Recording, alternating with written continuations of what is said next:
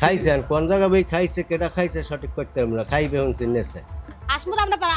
পাইলে রাখতে পারি না দিনে দূরে নিয়ে যায় দেখেন একটা বড় বড় এর জন্য মারছে হ্যাঁ কোন দিন হ্যাঁ কইতে পারিনি আজ মানে 4 পেজ দিন এরপর কি করছে মারার পর কি করছে মারার পর তো আমরা দেখছি না কি করছে আপনি একটু বলেন না আপনার কাছে বললে সমস্যা আছে আমি ছিলাম আমি তো দেখছি যে আমি ছেলতে আছে পরে তো আমি বাসায় চলে গেছি পরে কি শুনছেন সিল্লা করছে কি সিল্লা কি করছে কইতে পারি হ্যাঁ আমি কি ছিলাম মাতারি মাসে আনে বেড়ারা কি করছে যদি কি সব জায়গায় মুরগি টুরগি খাইছে কেউ বাছুর খাইছে সেদিনকার এক বাচ্চারে থাবা ধরলে ধরতে না আর মায় লইয়েছে এই পানির মধ্যে দিয়ে নাইলে তো থাবা দিয়ে লইয়ে গেলে 4-5 গ্রামের লোক মনে হয় পড়িয়া এটি লড়াই জ্বর পাইয়া করছে এখানে বইয়া হলো জবাই দিয়া তেল বাইর করছে শুনছি মাংস হালাই দিয়েছে শুনছি দেহি নেই শুনছি যেটা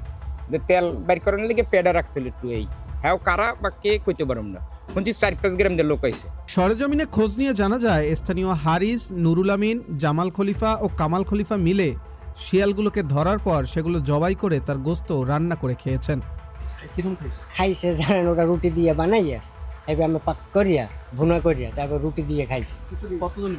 এত ধরেন গোটা 10 জন হইবে এইজন মিললে খাইছে না খেসুরি আনতে না রুটি বানাই খেয়েছে হ্যাঁ ওই বেরি বইয়া খলিফা বাড়ি বইয়া পাক হয়েছে কামাল খলিফা হ্যাঁ হ্যাঁ হ্যাঁ আপনি টেস্ট করেন না আমরা কি জিজ্ঞেসেন কে যারা খাইছে কথা জিজ্ঞেস আমরা জিজ্ঞেসে যাওয়ার সময় যে তোরা যাও কে কইবেল যাই আনে আজ খাওন আছে শিয়াল মারছি হইয়া দিয়া খামান তোরা যদি যাও হলে খাইলে আইতে পারে আমরা কইছি না আমাকে বক্তিয়া না আমার জিজ্ঞাসা করতে কেমন লাগে বন্যপ্রাণী হত্যা যেখানে একটি গুরুতর অপরাধ, সেখানে প্রকৃতিতে বিলুপ্ত হতে বসা 7টি শিয়াল ধরে সেগুলো জবাই করে খাওয়ার বিষয়টি নিয়ে